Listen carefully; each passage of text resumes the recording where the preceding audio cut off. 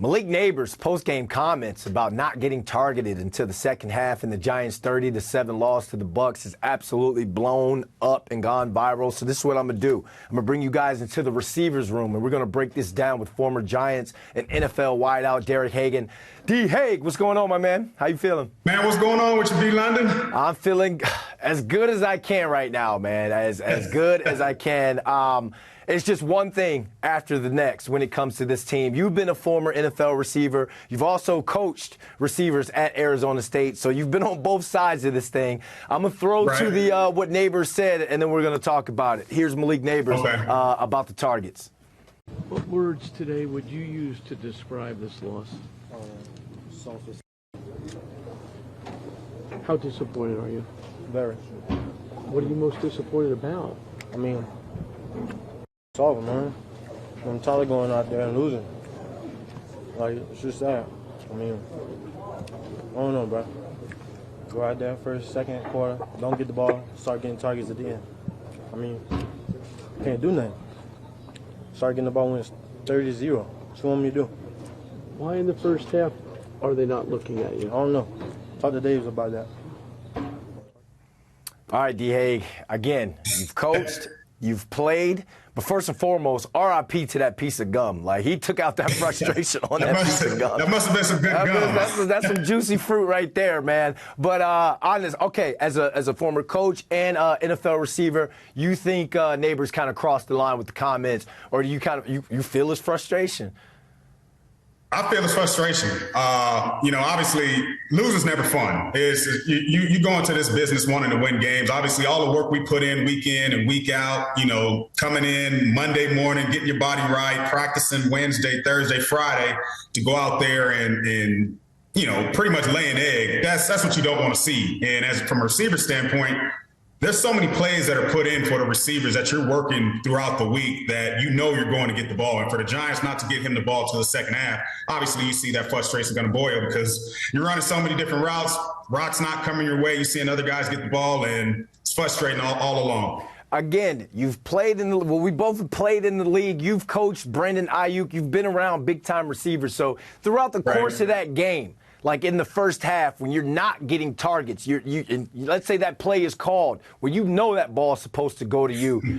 You come back to the sideline. What's that conversation like, both as a receiver and from you and the coaching standpoint as well? Well, I think it's just, Coach, I'm open. I'm running my routes. I'm doing the best I can, working my releases. And, sometimes the ball's not going to come your way. But when a call is specifically called for you, that ball should come your way. There's so many different ways to get a receiver the ball. If it's just a simple hitch route, if it's a reverse, if it's a sweep play, they can get Nabers involved early. And obviously, he should be the focal point of the offense, right? There's really nobody else that can really produce as well as Nabers can produce, even though he's young, but they got to get him involved early, and you see what happens when guys don't get involved. This is what happens towards the end of the game. Absolutely. The receiver in me would have been frustrated just like the young boy, especially with all the weight that's on his shoulders. You unretired a number for him. He's the 6th pick of the draft. He's kind of like the savior. And when it comes to explosive plays in this Giants offense, last year when you had an explosive player, it was the running back. You can easily just hand the ball off to him. But as you know, at receiver, it takes so much for us to get the ball. The line has to block. Quarterback has to see it, throw a deliverable ball. And when you're running and you look back and you're like, and the ball's not there, it can be absolutely frustrating when it comes to this. So a lot of talk was about, obviously, Daniel Jones being cut, released from the team. A lot of people saying, like, maybe Nabers and Tommy DeVito didn't have enough time to get that chemistry right throughout the week.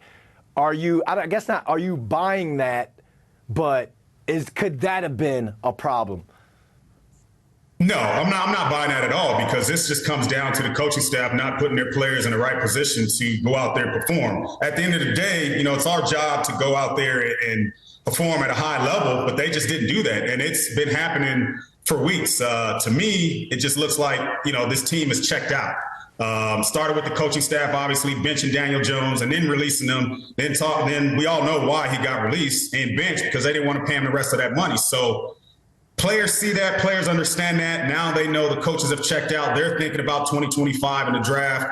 And now it's just starting that trickle down effect to the players where they're just sitting there thinking, okay, if they can cut, anybody can get cut. But if they're not going to be prepared, if the coaches are just going to do what they want to do, then why do we got to go out there and do the same thing? All right. Again, I'm talking to you from the coaching standpoint. You've coached some big time receivers. In order for Brian Daboll not to allow this thing to just get too bad, how does he keep this locker room and this team together to put some competitive games on tape, on film for the rest of the season? Well, I think it just starts in the team meeting. He's got to let the team know where he stands and where he's at, because if you lose this team, guys aren't going to want to play for you no more. And obviously the ownership, they're going to start taking a look at that, because the Giants organization, it's a winning organization, but the last, I would say, 5-6 years or so, it just has not been the best. Obviously, they went to the playoffs a few seasons ago, but it's going to take a whole lot for Daboll to keep this team in check and trying to get these guys to go out there and perform at a high level. But as a player, you got to perform, because at the end of the day, what you put on tape, your tape is your resume. And if you're not going out there and you're not playing well, you're not performing, all other 31 teams are going to see what you're doing on the field. And if you're trying to, change teams at the end of the season, another team might not want you. Last question, D. Hague. We heard Nabers say the team played soft as bleep. We heard Dexter Lawrence say that guys played soft.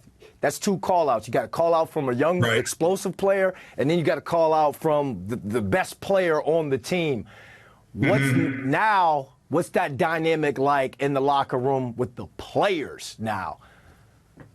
Well, it's on the players. You got two guys that telling you guys that you're soft. So that means you better get your stuff together, because it's no one wants to lose. But obviously going out there and getting your tail kicked 30-0 at home, you never want that to happen. And it's been a common theme with the Giants football team. They struggle to score points. They struggle to get stops. They struggle to move the ball. So there's so many different things that contribute to the loss. And now it's put up or shut up. You got another game coming up in 3 days. So how are you guys going to regroup and come out there and perform on the biggest stage on Thanksgiving when you know everyone's going to be watching Thursday football in front of the TV? So they've got to put this together and start playing for each other instead of just playing for themselves. D. Hague, tell the people they can find you, man. You can find me at dhagan80 on Instagram, or at derekhaganaz.com. All right, my man. Appreciate you hopping on with us, man. Thank you, man. Go Giants, man. Get it together this weekend, fellas.